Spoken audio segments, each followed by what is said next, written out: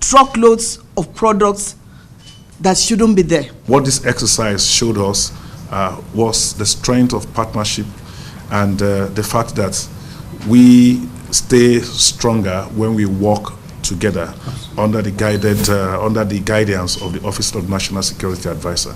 The NDLEA echoed the success, commending the NSS task force for its impact on curbing drug flow in communities. We're doing a lot to mob drugs off the street and reduce supply of drugs to the street and demand as well. But each time we discover so much of them coming in again, and we keep wondering, where are they coming from? Despite the effort. In fact, we're now working to see how we can do a survey whether the effort in the last 4 years has actually impacted in removing drugs from the street. The National Security Advisor commended the efforts and reiterated the administration's commitment to crushing the drug trade. It's an acknowledgement of that there are good Nigerians who are working, who are extremely under very difficult situations, delivering and doing what this country needs daily. The way that you've done it, particularly this one, shows that we can do it if we come together. With thousands of arms and more drugs scheduled for destruction, the message from Nigeria's security apparatus is clear. The war on illicit trade is far from over and is being fought on all fronts. Sifon Asian, TVC News, Abuja. Political leaders from Akoko region of Ondo State have thrown their weight behind President Bola Tinubu, endorsing him as the sole candidate of the All Progressives Congress ahead of the 2027 presidential election.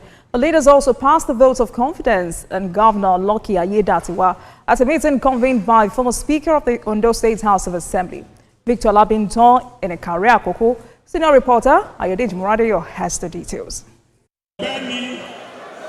It was a strategic gathering of All Progressives Congress APC stakeholders from the 4 local government areas that make up the Akoko region in Ondo State. The meeting held in Ikare Akoko was convened by former Speaker of the State House of Assembly, Victor Olabinton. The agenda was clear: foster unity among political leaders, exchange ideas, and reaffirm commitment to the party's goals as 2027 approaches. After deliberations, the forum unanimously endorsed President Bola Tinubu as the APC's sole candidate for the 2027 presidential election. We should all respect, accept. The convener said President Tinubu has shown unwavering leadership qualities and commitment to building a stronger Nigeria. Bola Ahmed Tinubu, the Jagaban of Africa. He's doing well. He's our son. It is the turn of the Yoruba. He is doing, and for which we want him to continue. We are here to adopt him as our sole candidate. Not only APC, all other parties in Akoko, we are adopting him today as our sole candidate for 2027 general election. The forum also passed a vote of confidence in Governor Lucky Ayedatiwa, commending the leadership and development strides across the state. And that is why we want the world to know that Akoko is not divided as far as Lucky Ayedatiwa is concerned. All of us in Akoko, we are solidly behind Lucky Ayedatiwa. To thank the APC members in the 4 local governments for their support for the government of APC, both at the federal and the state level. To pass a vote of confidence on the leadership of the governor of Ondo State, Honorable Lucky Ayedatiwa, to unanimously pass a vote of confidence and adopt Mr. President Asiwaju Bola Ahmed Tinubu as the presidential candidate of our party. As the meeting wrapped up, leaders called for continued unity and collective action to unlock the full potential of the Akoko region. TVC News, Ikare. The Controller General of Customs, Bashiru Adewale Adeniyi, has announced the seizure of petroleum products and vehicles valued at over 63 million naira during a 5-week special operation in Adamawa State. The operation, codenamed Whirlwind, was conducted by the Nigeria Customs Service across border communities in Adamawa State. Senior reporter Owolabi Adenusi has the details. Operatives of Whirlwind, a special task force of the Nigeria Customs Service, are intensifying efforts to combat smuggling activities in the Northeast region. Their latest seizure of contraband underscores the success of their operations. The Comptroller General of Customs, Bashir Adeniyi, expressed satisfaction with the outcomes of the operation. He was represented by the National Coordinator of the operation, Assistant Comptroller General H.K. Ejibunu. We appeal to the border community leaders and youth leaders to continue to educate their wards subjects on the negative effects of smuggling activities on the nation's economy and security. I want to inform you that this fight is against illegal oil marketers and economic saboteurs, as Nigeria Customs Service is fully committed to facilitate legitimate trade as contained in NCS Act 2023.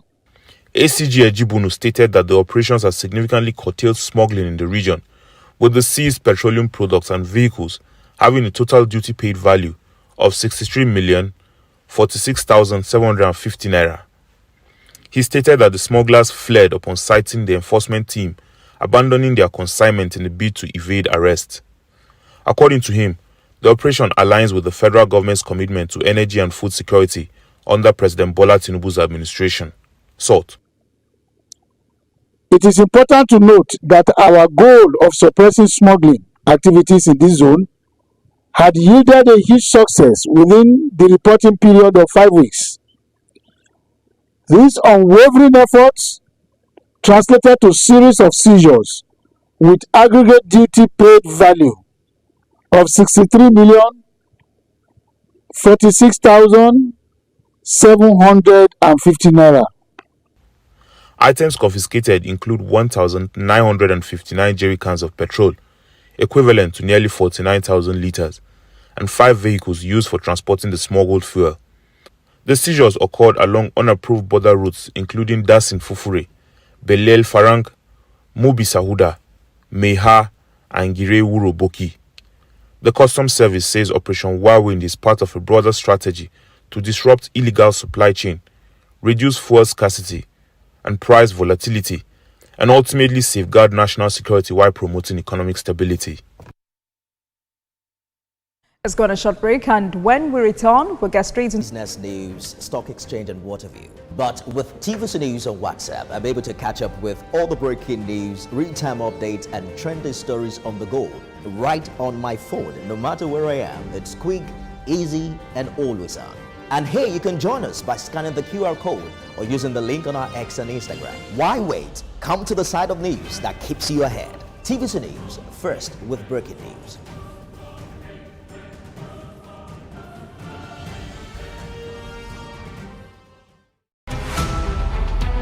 Every major news story is with many perspectives and layered with different levels of impact. Hello. What time did this happen? We will be right there.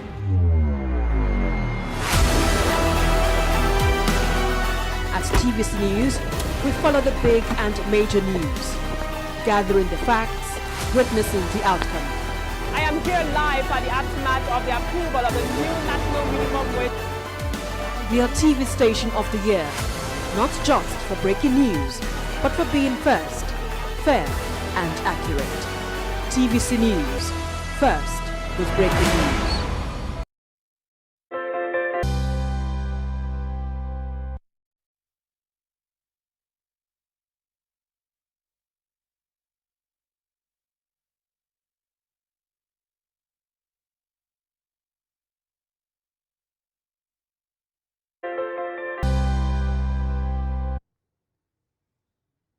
Welcome back to the program, everyone. At the inauguration of the 10th Assembly, the Speaker, Tajuddin Abbas, pledged the readiness of the House to constructively engage with the public to deepen the nation's democracy. 2 years on, the House have legislated over several bills poised to achieve the yearnings and desires of Nigerians. But how have these decisions of the lawmakers impacted the life? Section 1H of the FEMA Amendment Act 2007 stipulates that 5% of the pump price of petrol and diesel should be allocated to FEMA and state maintenance agencies in the ratio of 40% and 60%.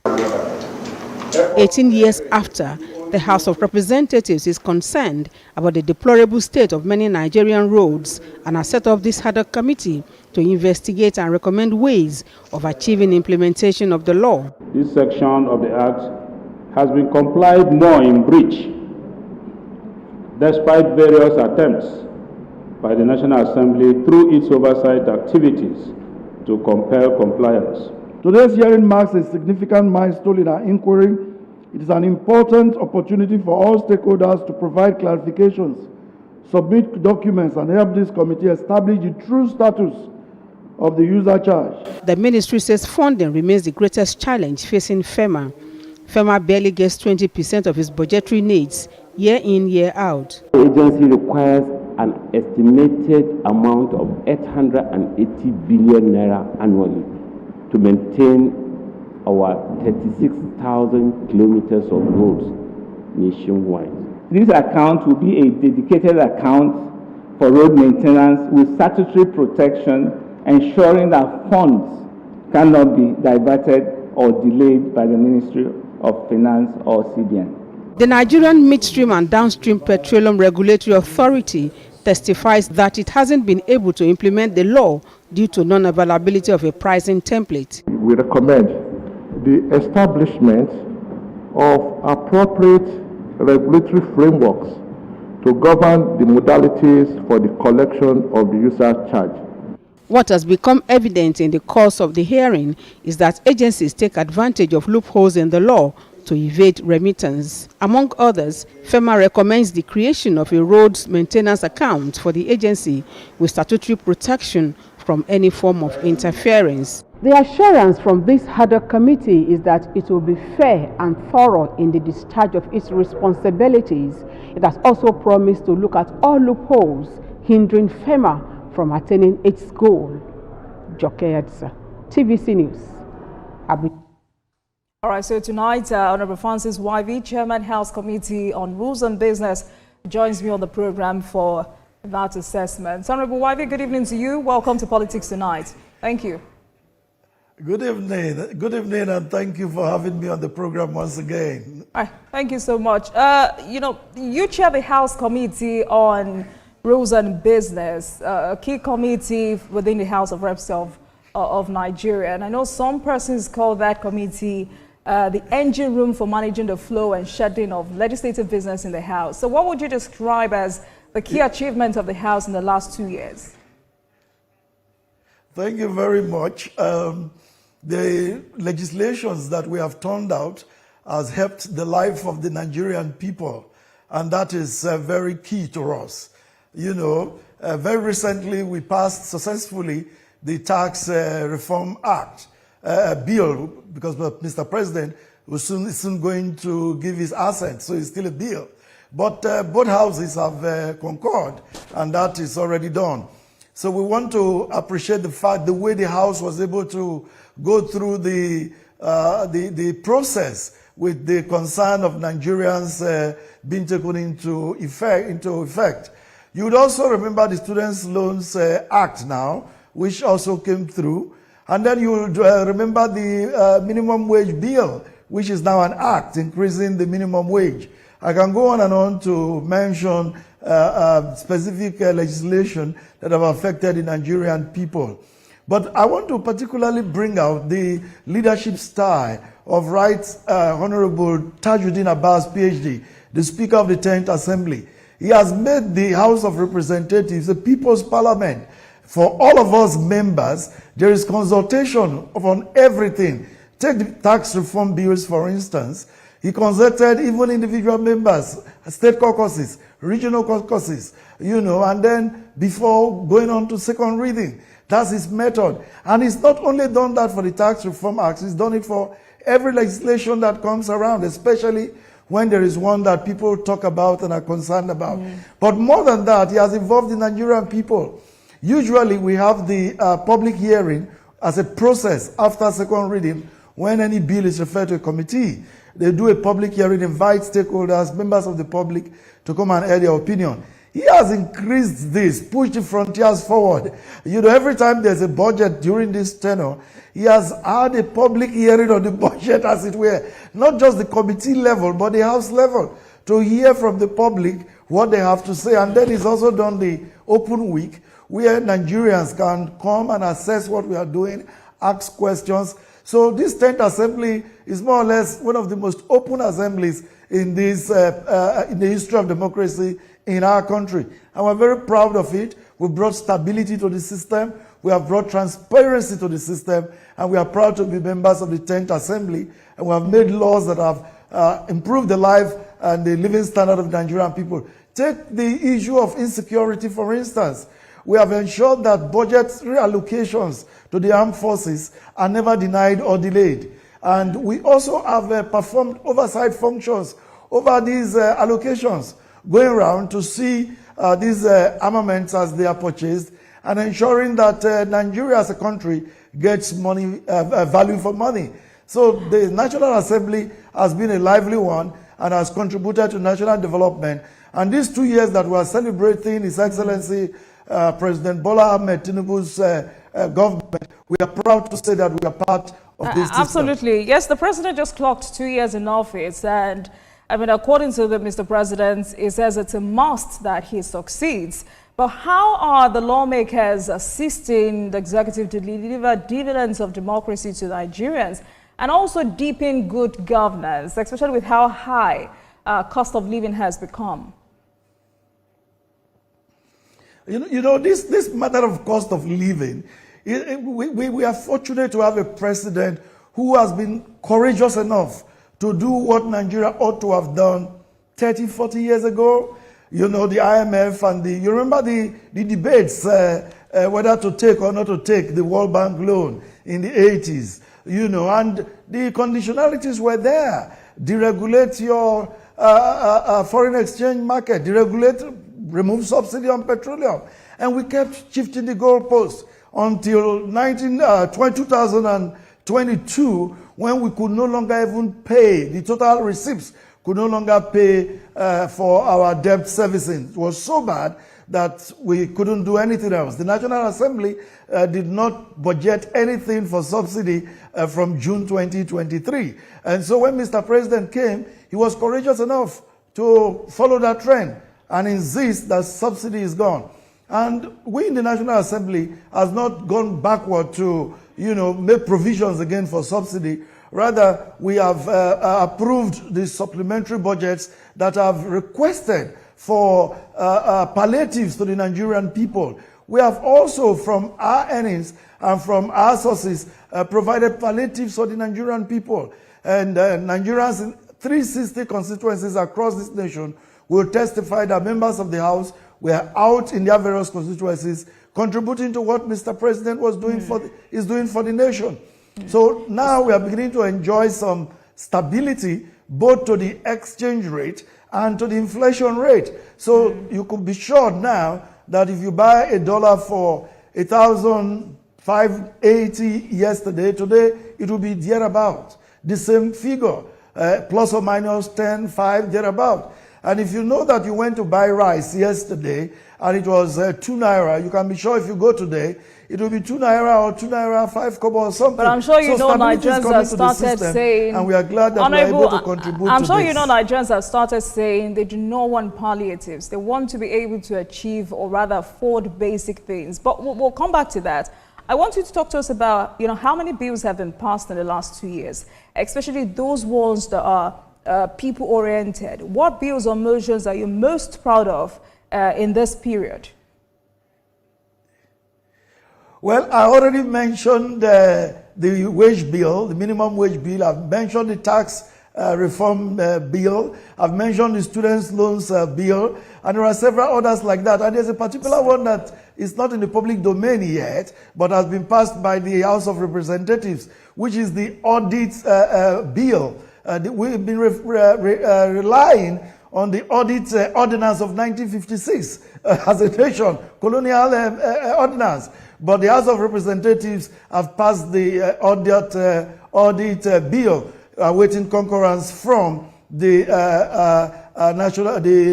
Senate. And it's one bill I'm very proud of because it's going to bring to modern terms the practice of audit, especially public auditing. So when the Auditor General of the Federation presents his annual report to the Public Accounts Committee, there will be a template with which to work that will be very modern. And those heads of agencies, ministries and departments who are found to be in breach will definitely now know the outcome and punishment that we would have to face. It's one legislation I'm very proud of, and we are looking forward to the Senate giving concurrence to that. On the number that we have passed, I can tell you as Chairman Rules on Business that at the last count, we had over 2,000 bills passed first reading.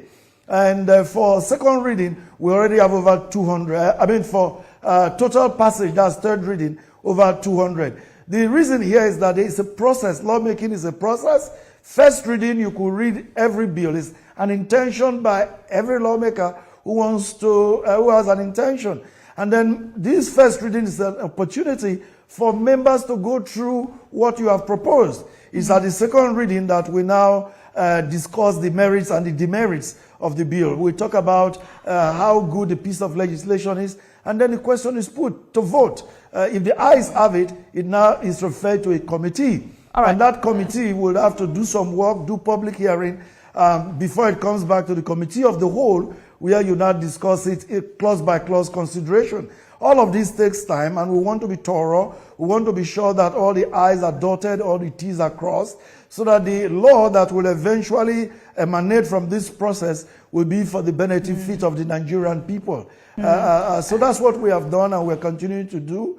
And we thank God that the parliamentary practice, the legislature, is becoming mature in our democracy. 26 years unbroken. Right. The first time and that for we your have own committee, Honorable, for your own committee, you're the chair of the Rules and Business Committee. How would you describe the effectiveness of your committee in facilitating legislative work? What reforms or innovations has your committee introduced to improve the legislative process? Have there been significant challenges in managing the flow of business on the floor of the House? And how have these been addressed? Right. Yeah, one of the major challenges we faced as a committee when we came in was the issue of the high turnover that we had in the 10th Assembly. About 80% membership being new to Parliament. And so we had these issues of the drafting style and all of that, because any bill you bring in, even a motion, we'll have to scrutinize it. And after scrutiny, we have to journalize. And then before we do first reading for any bill. So we had this challenge of the drafting style, but Mr. Speaker, the Right Honorable Tajuddin Abbas, PhD, he handled that very well. There have been several trainings, and right now, I must tell you that the standards have improved, the inputs that we get. What we did as a committee, too, was to try to digitalize the process a little bit. Mr. Speaker is trying to work on an application that will now be applicable to the entire House. But for us as a committee, when we do the paperwork and Mr.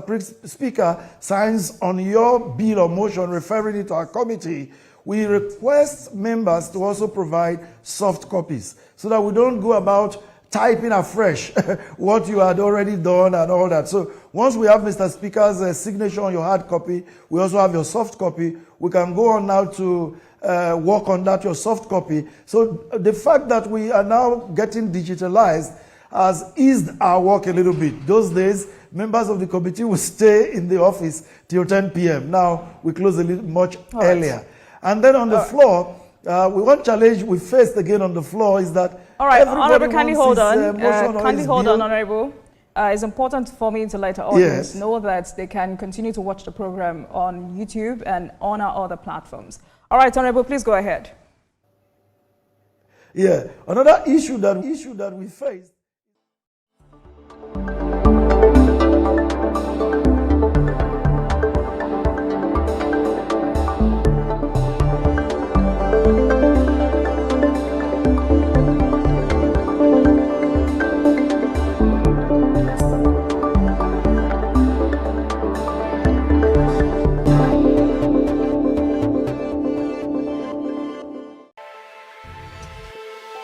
Every weekday on Business Nigeria, we uncover the secrets of the financial world. We analyze is definitely not going to appear every week, because everybody must have their own opportunity. So it's one challenge we've had. And so being chairman, rules of business has not been popular, because the day you list somebody's bill or motion, you are his friend. The day you didn't list it, you are his enemy. But we're not here to please people. We're here to serve our country, to ensure that the bills and the motions that appear on the order paper every legislative day is something comparable to the best in the world. Because we go on visits, peer review to other countries, and we see what is on their order paper.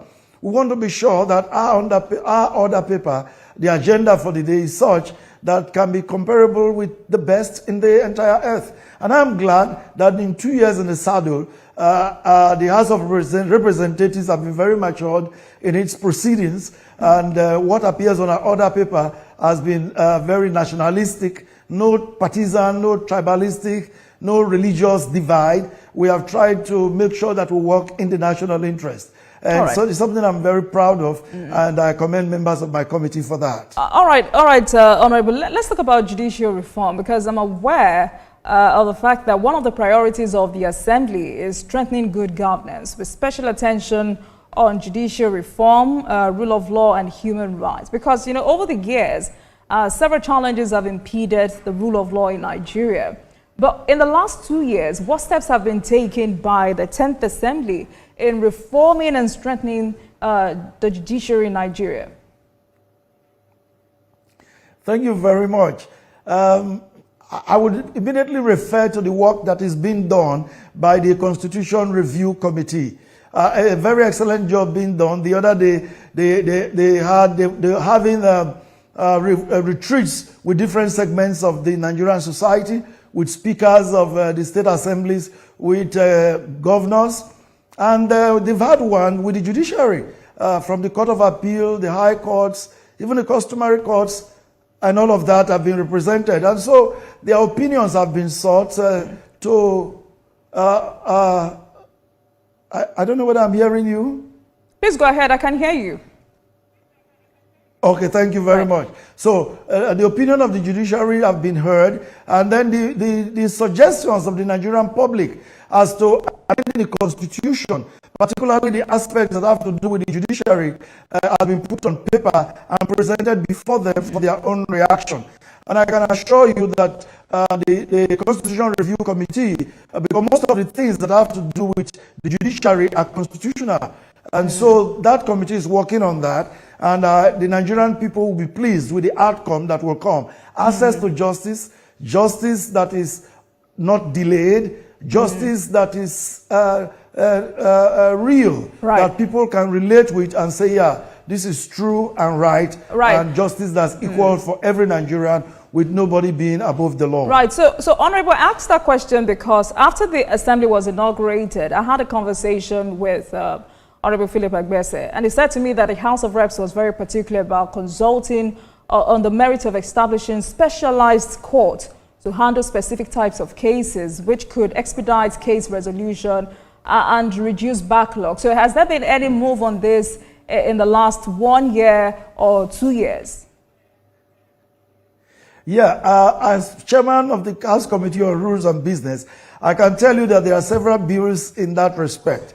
There's one that came recently to increase the number of judges on the bench of the Supreme Court, even on the Court of Appeal and the High Courts, the Federal High Court and State High Courts and all that.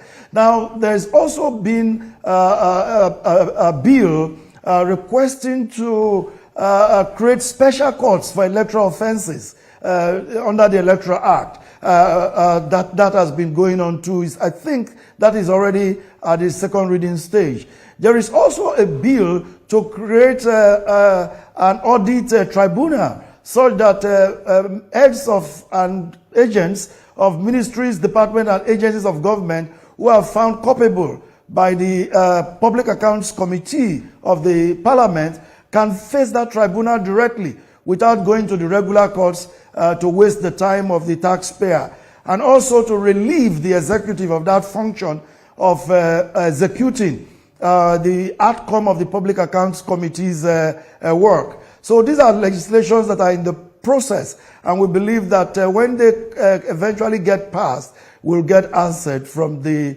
executive arm of government. Those are examples of some of the legislation in the area that you are talking about, enhancing access to justice and quick justice and dispensation of justice for the common man. All right. All right, then. I mean, 3 months ago, Honorable, you were speaking to my colleagues, Tijesu and Shomomo in Abuja. You clearly told them that the House plans to investigate allegations that USAID is funding Boko Haram. So where is the House on that, as that investigation started? If it has, is there an update to investigate what?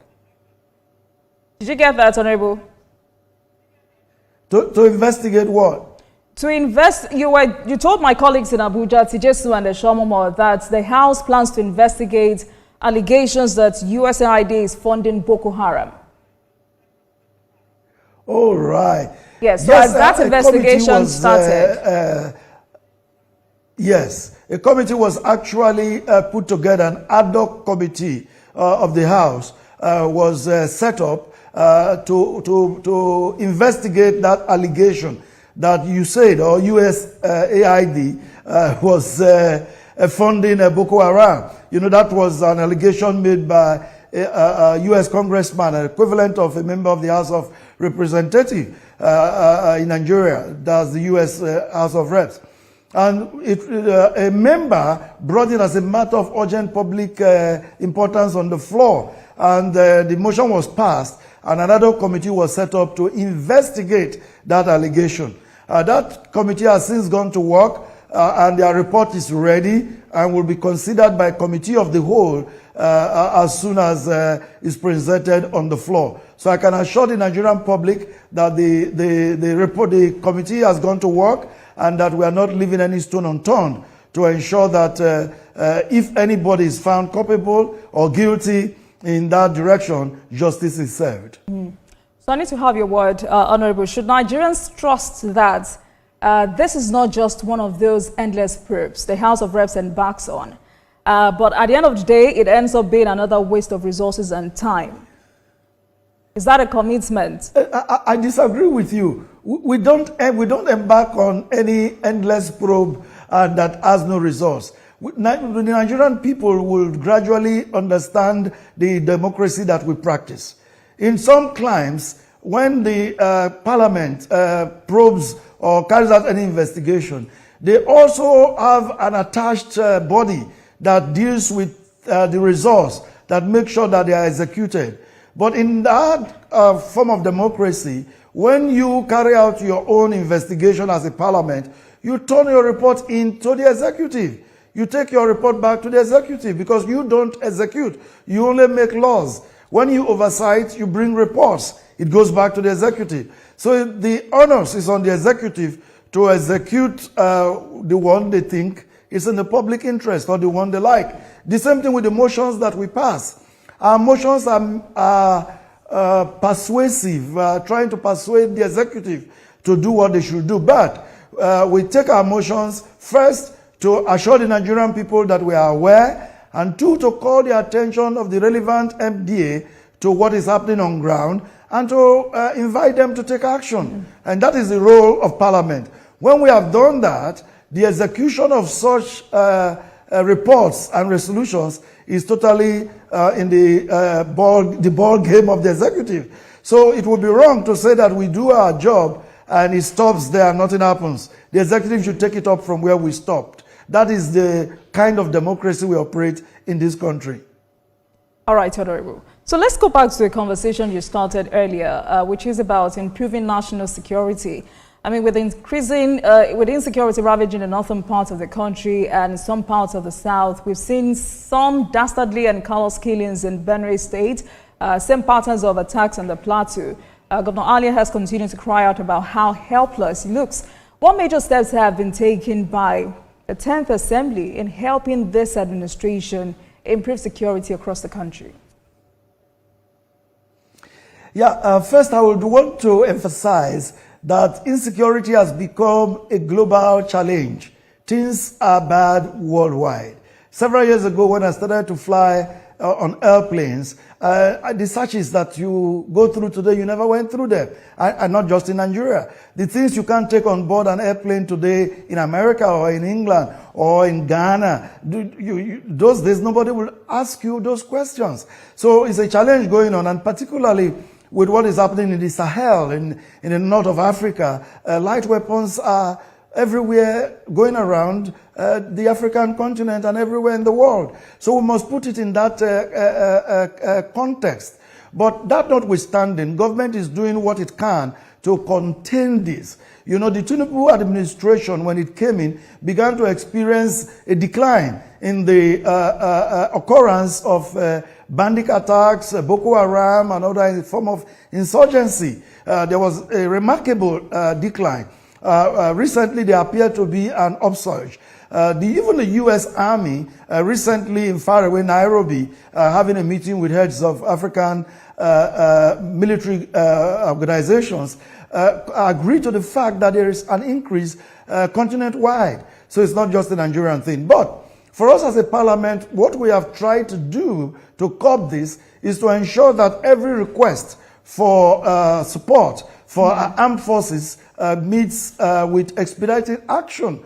We ensure that no delays for any request for funding. And we also make sure that anything they ask for, they get in full. And when they get it, we go ahead to perform our oversight functions to be sure that what we approved is actually used in the way and manner that we made the approval. I, for one, have been to Maiduguri. I know colleagues, Chairman Rules and Business have the time to go there. So you can think of members who are in such specific committees. They are busy. Many times the Nigerian people think that 360 of us must be present on the floor every legislative day debating bills and motions. But truth is that many will be on the field on oversight functions. So we carry that oversight function. Right, I hear you, Honorable. I hear you, Honorable Waive.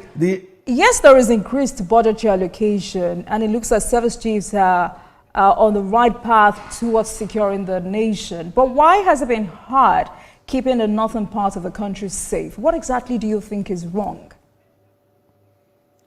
Yeah, I mentioned that what is happening in the northern part of Africa, the Sahel region, is what is trying to shift down south. In fact, the American general who was addressing the African military generals in Nairobi a few days ago was even saying that the insurgents are trying to link up with the coastal part of West Africa to be able to do more harm. That's how dangerous the situation we are in. So it's coming from up north, and some people have linked it to the fall of Gaddafi in Libya. And that since that time, light weapons have been coming in from the northern part. So if it's coming back in from the northern Africa, part of Africa, of course it will pass through northern Nigeria to get into our country. So I think that's why we are experiencing more of it there. And thankfully our military are doing their bit to ensure that it's stopped there and is driven back, and so that Nigerians can go to bed every night with two eyes closed. All right then. Let's talk about a recent developments in the House. The House of Reps has said it is probing the remittances of 5% user charge on every liter of petroleum product as enshrined in the Federal Road Maintenance Agency Act. And this is to unravel the factors responsible for alleged violation of the Act. And for a proper perspective on the Section 14(1)(h) of the FEMA Amendment Act 2007, there is a specific allocation to FEMA, and this mechanism was designed to provide a sustainable funding source for road infrastructure across Nigeria. But now, I want you to talk to us about what prompted the House to launch this investigation into a 5% user charge remittances. Can you also explain how the 5% user charge was designed to fund road maintenance in the country? Yeah, you're talking to the right person, because the Right Honorable Speaker, Right Honorable Tajuddin Abbas, made me chairman of that ad hoc committee that is looking into that, investigating that challenge, the 2007 FEMA Act as amended. The challenge is that 5% of the pump price of fuel, petrol and diesel was supposed to be allocated to funding repairs, funding FEMA for fixing maintenance of road infrastructure countrywide, so that even states that have their own agencies will get 60% of that amount, while the federal will get 40%. But since all that time, nothing seemed to have been done. And the House is trying to find out why. And not only find out why, trying to make sure that going forward, we get that fixed. Many excuses have been given. Subsidy was a major problem. When you are subsidizing the pump price, at the same time you're asking for 5%, somebody said it will amount to government giving to government money, you know. But thankfully, we are now at the period of deregulation. But like I said yesterday, when we declared the investigations open, I did say that law must be obeyed. The 5% must be paid. It's not an increase on the pump price, but whatever the pump price is, the 5% must be deducted. All over the world, even in countries around Africa, road maintenance is not funded from any national budget. Okay. It is funded from toll gates, funded from petroleum taxes like the 5% user charge for FEMA. Those are the kind of funding that maintains roads. And what motivated the House is the backward state of road infrastructure across the country, the length and breadth of the country. We thank God that our President, Mr. President, Bola Ahmed Tinubu is doing his bit, putting a lot of resources into road infrastructure. The Minister of Works is running around the country. Today is in Calabar, tomorrow is in Sokoto, the next day is in Lagos. We see the work that is going on. But we think as lawmakers that we have a responsibility to support and make sure that this provision of the law is activated to support FEMA for us to get better roads. And which is very important. But is there evidence that the funds have not been remitted as required? If so, how significant is that shortfall? Well, the investigation has just started, so I will not quote the few, anyway, several now, because we've had memorandums from regulatory authorities, from state agencies, from umbrella bodies, from independent marketers. We're getting memorandums on a daily basis, and the committee is looking at them. So I will not want to divulge into what each specific memoranda is saying, but I would say that people have been taking advantage of what they consider a lacuna in the law. I believe that what was needed was a subsidiary legislation. It's not something that has to be done by the National Assembly. Okay. It is like on that day of the inauguration, the midstream, downstream, as well as other agencies were talking about a regulatory framework that had to be designed. That's not the job of National Assembly. But now that it's coming before the ad hoc committee, I can assure Nigerians that we are going to take it up, and this committee will ensure that that framework is put in place and sent to Mr. President, so that framework can now be used to get that template that is used for petroleum pricing, to get it right as the prices of petroleum fluctuates in the deregulated market that we currently apply in this country. So Nigerians can look forward to results coming out of this ad hoc committee and our roads becoming better, which is our ultimate goal, for us to have good roads across the length and breadth of Nigeria. All right, Honorable, but which agencies or entities are supposed to remit these funds, and what explanations are they given for any non-compliance, and what measure is the House taking to ensure accountability in this matter? Well, we are looking at the Petroleum Industry Act. The provisions of the Petroleum Industry Act are so clear that the agencies that should collect revenues in the petroleum industry are clearly spelled out. The FIROS, the NMD, PRA, and others. So it's clearly spelled out, and we have extended invitation to all of them to come, including FEMA itself, to come and explain why they are not doing what they ought to do. And if they've been doing it, what are the results? What is the amount due to government? Who and who is liable to pay? Who is owing government? All those are the questions we're asking with documents to back up. And more importantly, we're also looking at the way forward to ensure that going forward, nobody is able to escape the law. Everybody has to obey the law. And we thank God that we have a president that listens. So when this regulatory framework is put together and sent to him, we are doing this pari passu with the investigation, the designing of this framework by the agencies that ought to do it and sent to Mr. President while the investigation is going on. So we hope to achieve good results for the Nigerian people. I would not be able to say here on national television that this agency is to blame or the other is to blame until we submit our report to plenary. But then we are looking beyond reports. We are looking at results for our country.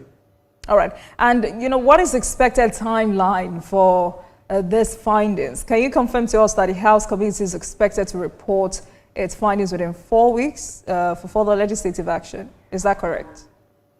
Yeah, we have sought extension from the House, and Mr. Speaker has graciously approved extensions to remove the public holidays that have been many since we were inaugurated or announced, you know, because it starts counting from the day you were announced. So we've sought exemptions, deductions of all such dates, and deducting them, the number of days left for us, we are trying to work with them and ensure that we meet up. And where we cannot, we definitely will ask for extension. And I know that the House will be gracious to grant that, because we are doing this for the Nigerian people and our work can be seen in public. All right then. Honorable, let's talk about another serious issue. Budget padding scandal, which recently put the entire 10th Assembly under close scrutiny. Why does the issue of budget padding seem to, you know, resurface with every appropriation cycle in Nigeria? I think that term, budget padding, came into the lexicon of democracy in Nigeria in the 8th Assembly. And, but in real terms, what you call budget padding, if not a push to the extreme, is something that happens even in the U.S. democracy and other developed democracies around the world, except in countries where the legislature is such that is part and parcel of the executive. So they are part of those who prepare the budget and also just approve it. But our case is different. The budget comes in from the executive and we scrutinize.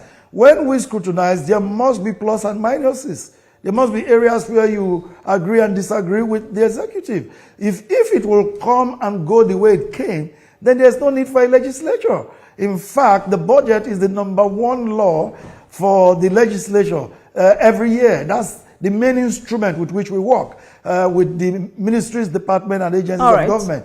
So the legislature is usually the whipping boy in any democracy. Nobody likes an auditor, somebody who comes around to check what you're doing. When I was in the bank, those who worked in the ICU, internal control unit, were never liked when they visit branches, you know. So I'm not surprised. All over the world, it's not akin to Nigeria, but it's worse in Nigeria. People don't like lawmakers. All right, Honorable. Because of that sadly, we do not have enough time to continue that conversation. But in 30 seconds, what more should Nigerians expect from the 10th Assembly for enhanced development in the country? In 30 seconds. Yeah, the legislative agenda of the 10th Assembly has made our house the people's house. And Nigerians can expect laws that are people-oriented. And we can expect laws that will improve the living standard of the Nigerian people and increase the safety and welfare of our citizens. We can expect that the House of Representatives will be truly representative of the ordinary man on the streets of our country. And Nigerians are watching. Thank you very much for joining us. Honorable Francis Waive, Chairman, House Committee on Rules and Business. Thank you so much for speaking with us tonight. It's my pleasure. Thank you very much. Thank you. And thank you very much for watching, everyone. That marks the end of today's episode of Politics Tonight. But before we go, let's tell you that the views and reactions of our resource persons are theirs and have no connection with TVC News. Meanwhile, you can watch the repeat broadcast of this episode at 1 a.m. Get in touch with us on our social media handles, Facebook, Instagram, and X at TVC News NG and at Olajumoke.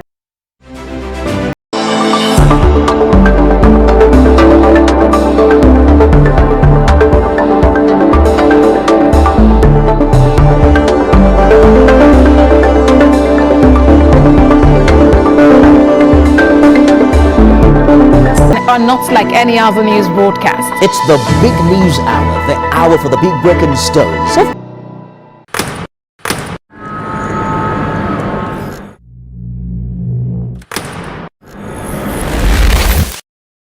Voted as the best TV station of the year. TVC News breaks into the core of every event as they happen. Following all nationwide big and impactful stories. Without the news from every perspective, covering every human angle. I am Veronica, bringing you the news you would want to watch. Information is power, information is security, information is knowledge. On Labor Lens, we believe that working people around the world have real questions of their own. They want to know how the world of work operates, what it means to the employer of labor, how policies affect workers in the workplace. On Labor Lens, I am sure we engage effectively the organized labor, organized private sector, and government to get out of them information workers are in need of. I am Sharon Ijason, asking questions that make you get sense of the workplace.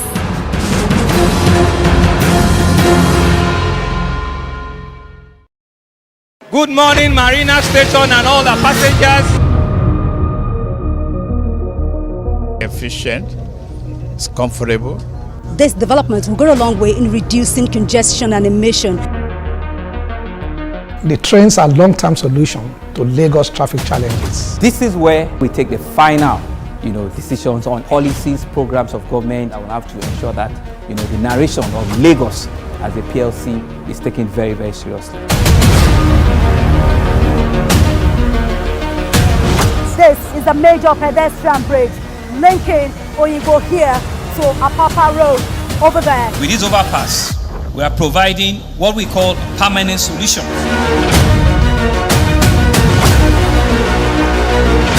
This place is one of the most dangerous areas at the biosecurity environment. This can go into the news and every crumbs of your neighborhood. Our goal is to remain as Africa's model megacity, to move our GDP from the 5-6 position to the 3rd position, and we believe it's achievable with all the commitments we have. Explore the city of Lagos, where dreams are made and possibilities are endless.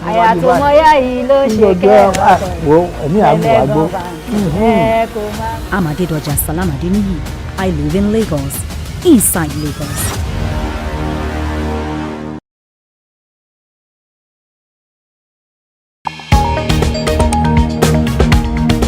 The Inspector General of Police has met with senior officers to review the state of security. We are continuing our coverage of the arrest of Godwin Emefiele. The Senate has summoned the governor of the Central Bank of Nigeria to properly brief the Senate regarding the state of the economy. What I will never take.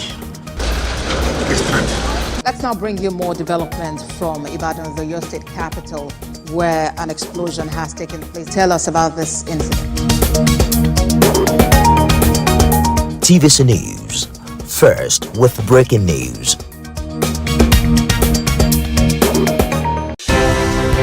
At TVC News, wherever the big news story is happening, we're geared up to break it. TVC News, first with breaking news.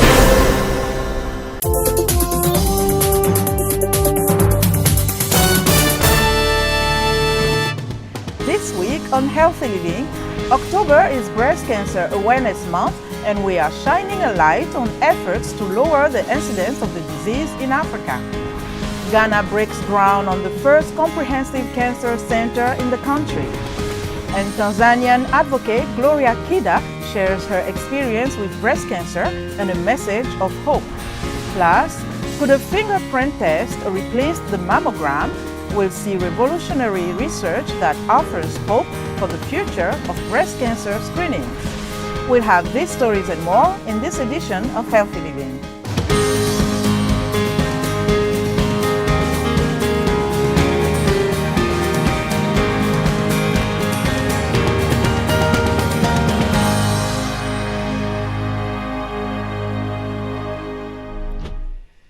Hello, I'm Linoch Mudu. Thank you for joining us for another edition of Healthy Living.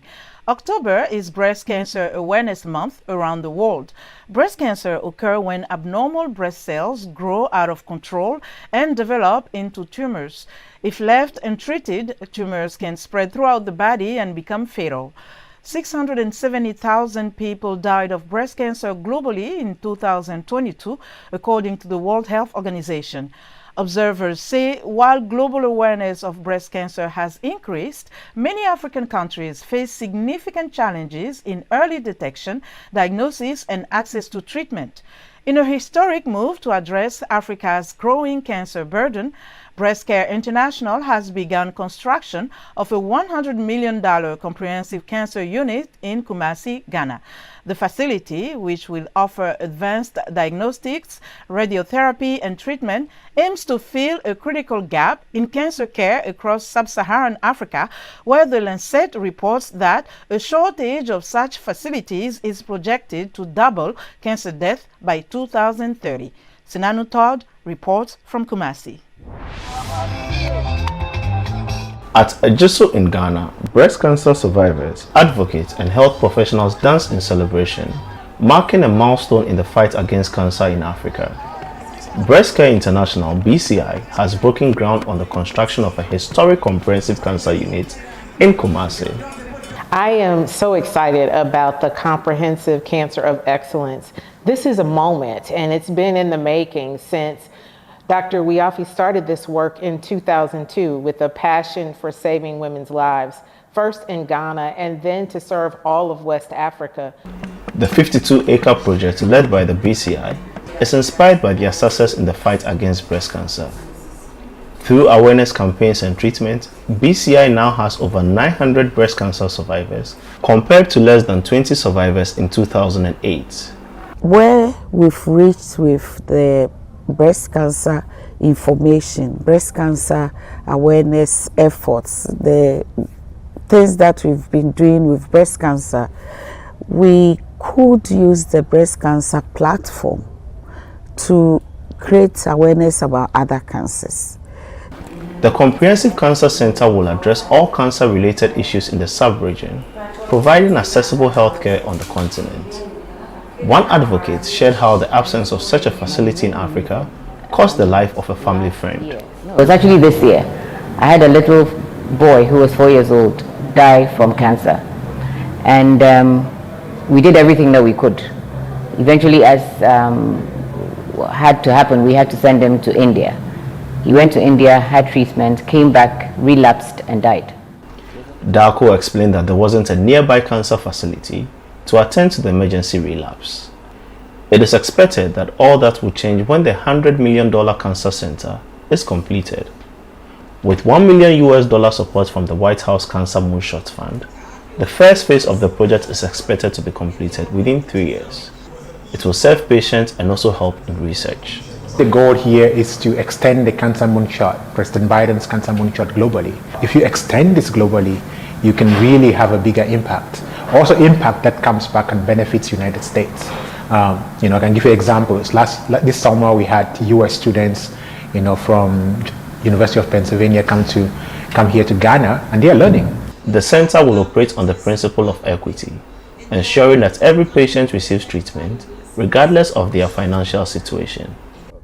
So we don't want any patient to walk to this comprehensive cancer center of excellence and be turned away because he or she doesn't have money. Operating through public and private funding, the center will provide advanced diagnostics, radiotherapy, and personalized care. According to the Lancet, Sub-Saharan Africa faces a severe shortage of cancer treatment facilities, which is projected to double cancer deaths by 2030. This new unit aims to bridge the gap, improving access to care and reducing the cancer burden across Africa. Sana Anutod, VOA News, Kumasi. What are your thoughts on breast cancer and best ways to support patients? Do you think pink ribbons and campaigns like Pink October are effective in raising awareness in your community? Here are some reactions from Nigeria. feeling that there are lumps, and when you press it gently, you'll be having the pains on the breast. Is one sign or symptoms of breast cancer. Best supporting someone that is battling on breast cancer, I believe there are NGOs that are taking care of women on breast cancer to educate them for them to go for checkup. The signs and symptoms is just the examination I know about. As a man, you should be able to help your wife as well to check, to touch the breast. And once they notice you have it, it's just to take you to the hospital. Actually, I don't know much, but I know that when we were in secondary school, there was this counseling. They used to counsel us that when a girl is bringing out a breast, she should be touching from the top of the breast if there is some lump. That's one of the signs. I'm not really conversant with the move of breast cancer awareness, but with the little I've seen in other places, I know they are trying anyway, because they give free treatments to people. They give what's the word? They give out therapeutic sessions to people who have it, just to let them know that all is well. It's not the end of the world. Professor Blaise Nkegum is an oncology expert in Cameroon. He discusses the prevalence of breast cancer in Africa and what is being done to help those suffering from the disease. We have cancers among Black Africans at around 40 years, which is different in Caucasian patients, where cancers are usually found starting at 50 or 60 years old. It is evident that breast cancer found in Africa has some genetic factors. This has been demonstrated in Black patients living in the United States. The incidence has evolved, and we must realize that exposure to toxicity has increased, especially with environmental factors. The air we breathe contains more than 100 carcinogenic factors. The good news is that it is possible not to die from breast cancer because we know the solution. When a patient is found to have a tumor of 3 centimeters, we simply remove the tumor and they are cured. This can be done in the operating room. The problem is that 80% of patients won't have their lesion found at that stage. The lesion would already be advanced by the time it is discovered. Surgery, chemotherapy and radiotherapy are the basic treatments, but don't forget what we call targeted therapies. These are new treatments that not only cure breast cancer patients, but also work differently by blocking only specific receptors. The only problem is the cost, as some of these medications cost up to 3 million francs per dose, over $1,000. Let's not forget that the exact cause of breast cancer is not known, so screening is key. Some of the challenges are technological. The first challenge, for example, is a small nuclear medicine scanner. We don't have this device, and even in the richest countries, it is not available everywhere. The second challenge is financial. Let's not forget about brain drain. Can you imagine in a country like Cameroon, with over 25 million inhabitants, there are only about 15 oncologists? Even the few oncologists we train end up leaving due to the problems we know, and they seek opportunities elsewhere. So we face all these challenges, and this applies to all African countries, not just Cameroon. Obesity is an obvious risk factor for breast cancer. Patients with high cholesterol, and men as well, by the way. For the same reason, overweight men with fat accumulations have nearly the same risk of developing breast cancer as women. In some cases, it's an obvious risk factor due to the liver cycle and lipids. So what we recommend to patients is to prevent cancer by